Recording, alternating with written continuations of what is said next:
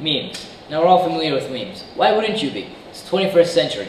Even if you're living under a rock, you'd come across memes.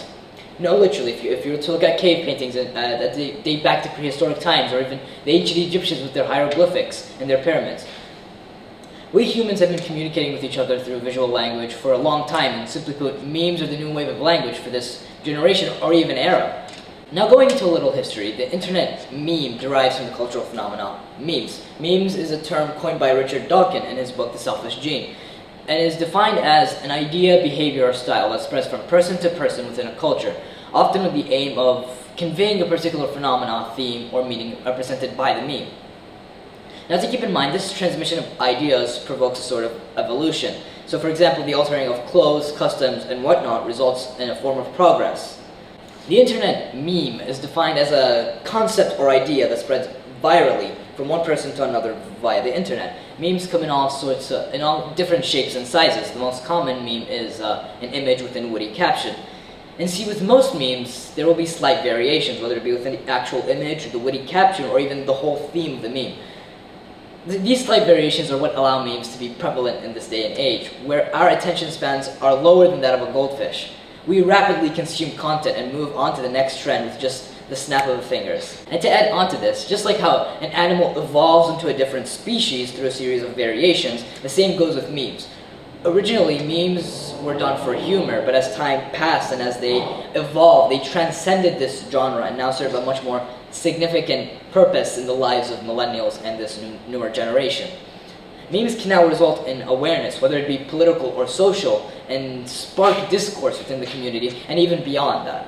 Memes are very complex in nature, each meme having its own intricate structural and stylistic layout. But one common element that all memes share is context. For a meme to be understood, you must understand the context behind it. The context is usually illustrated through stylistic devices such as allusion and is emphasized through hyperboles. Now that we've gone through a bit of context and history, can we look at the memes of today and what purposes they serve? So by glancing at these memes, you might say that they have nothing in common, but that would be the wrongest statement ever. Wrong. Just as wrong as the grammar of this statement. So let's first inspect each meme one by one here. So for the first meme, we have an image of the Tiananmen Square with the caption, "On this day 30 years ago, nothing of significance happened." Pretty simple, right? Now to the next meme, we have a similar image of the Tiananmen Square and a fairly identical caption, but a new element is added, and that would be the subject Doge in the middle. And for the final meme, we have an image separated into three aspects. The third part portraying a picture and a caption about the Tiananmen Square. And if you haven't realized yet, these three memes share a common theme revolving around the notion of the Tiananmen Square. The common theme is communicated through allusion. Now that the common theme has been established, can we further dissect the three specific memes and their nuances? It is apparent that these three memes follow different structural and stylistic frameworks. Furthermore, these three memes encompass a satirical outlook on the Tiananmen Square. In 1989, the Chinese government officials massacred thousands of protesters, of which were protesting against the communist ideology of the Chinese government. After the massacre, the Chinese government made many attempts to censor the event from the Chinese public eye, and even made efforts to wipe it from history altogether. These so-called memers utilize irony by evoking the same sense of censorship that the Chinese government used.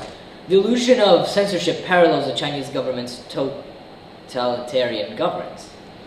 For the first meme, it mainly utilizes imagery and irony. The imagery is presented through the background image of the Tiananmen Square, whilst the irony is depicted through the fact that it is just an image and a witty caption. The simple structural layout resembles the first internet memes. This resemblance allows it to be referred to as ironic. Furthermore, the witty caption alludes to the specific theme. The second meme utilizes the same stylistic features in the same fashion. However, there is an extra layer of irony added through the use of the subject Doge. Doge is a popular meme character, and his appearance in such a meme allows it to appear as ironic. And for the last meme, it also utilizes the same devices in the same fashion. Through a structural layout, the meme mocks a social stigma within communities where it is rude to ask a woman of her age and a man of his salary. The meme then follows the pattern, implying that it is rude to ask the Chinese government of the massacre. We've looked at the memes that differ in overall layout but elicit the same theme. But what if we were to look at memes that had the same physical framework but allow for memers to communicate a different theme? I present to you, Me and the Boys.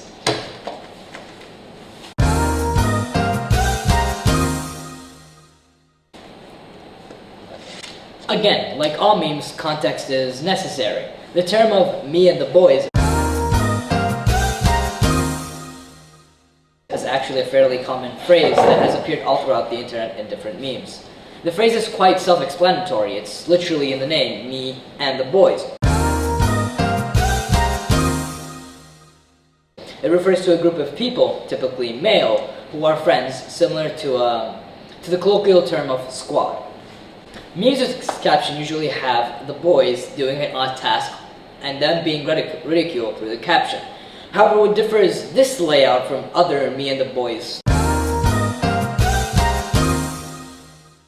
layouts is that it replaces the ridicule with a layer of nostalgia. The meme uses a still shot of the villains of the 60s Spider-Man show. This is necessary because A, this is a specific layout, and if we were to use a different image, it would result in a different meme.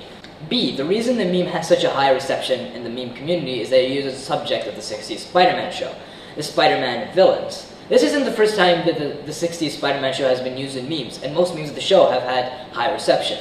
This factor of popularity, paired with the nostalgia factor, results in a viral meme within the community. All these three memes share the same stylistic devices and structural layout, but because the witty caption slightly varies in each meme, it results in a different meaning. This meme looks at when students trick their teacher in wasting time by telling stories, so the students don't do work, and uses the cheeky grins of the characters as a way to symbolize the mischievousness of the students. While this meme looks at the absurdity of the costumes and appearance of the characters and uses it to refer to games with customizable characters. And finally, this meme is the most visibly different one out of the three. The meme uses this difference to be meta. The meme itself is referencing itself. We can see that the fact that the memes have the capacity to vary both throughout the actual meme, as in the layout of it, and through the theme, the idea that it is discussing or referencing. This capacity allows for memes to be virtually anything and can communicate any idea that a person wishes to express. And so this creative freedom and expression enables memes to create political statements and raise social awareness. Believe it or not, but these two memes raise awareness within the community about mental issues. The first meme uses symbolism and the caption to communicate the theme and meaning. The caption on the top is accompanied by an image of Lisa Simpson, a popular TV character. The meme's purpose is to be related to. The caption's intention is for people to connect to the meme and the image of Lisa, creating a link up and down to symbolize how the viewer would act if they were related to the caption. This meme raises awareness through the factor of relatability. Relatability allows for memers to create memes that appeal to the general audience. There's a positive correlation to this. The higher the relatability, the more widespread the target audience is. For this meme, it looks at mental stability and mental health. The meme creates a community for the people who relate to it. It allows for individuals to empathize with one another and to understand that many people are going through the same hardships as them. Furthermore, by satirizing the subject through a meme, it acts as a coping mechanism for those who feel this way. In contrast, the meme subtly encourages the individual on how to properly manage their mental health. There are three subjects. Subject 1 is a woman walking. Subject 2 is a man who is checking out Subject 1, albeit Subject 3 being his girlfriend. The memer uses labeling to allude to the viewer that they must favor healthy coping mechanisms over toxic traits. And finally, we look at memes that raise political awareness and make political statements. The first meme appeals to millennials and mocks the boomer generation. As we all know, there's an everlasting feud between the millennials and boomers. Generally, millennials have been shown to be more liberal, while boomers have proved to be more conservative. So this resulted in a political disturbance between the two generations. The meme ridicules the general statements of boomers that millennials will become more conservative as they age. However, the viewer is shown that this millennial is still liberal. The meme hyperbolizes the political stance of the millennial by illustrating them as a Molotov cocktail bottle with a rainbow at the end of the fire, waving the flag and saying, "Eat the rich." Which in essence is true, as statistics have shown that young people are staying liberal and conservatives are dying off. The second meme is a meme of Elmo. Yes, Elmo from Sesame Street. Shown two options. Fruits on one side and cocaine, the drug, on the other side. And in the second panel, Elmo decides to snort the cocaine and ignore the fruit. Visually, the viewer can understand that the subject is given two options and chooses to consume the dangerous and unhealthy product. Through labeling, can the viewer understand the political statement that the meme is illustrating. Elmo is labeled as conservative. The healthy product, the product that he is supposed to consume, is genuine conservative principles. For the dangerous product, the one he consumes, the cocaine, it is conspiracy theories and hate. This meme mocks the political stance of modern-day conservatives, as recently in the media, conservatives have shown to be more extremist and adhered to hateful ideologies. The meme overall raises awareness of the significant flaw of modern-day conservatives by mocking them through satire. In conclusion, we've looked at memes of different themes, different layouts, and different purposes.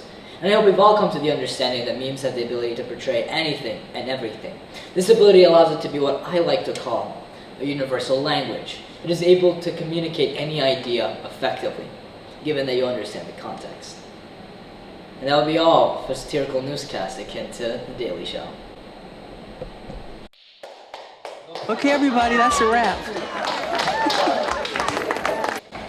Hello?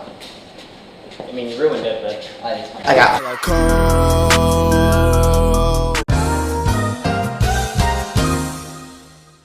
I mean, I'm okay recording. Say fucking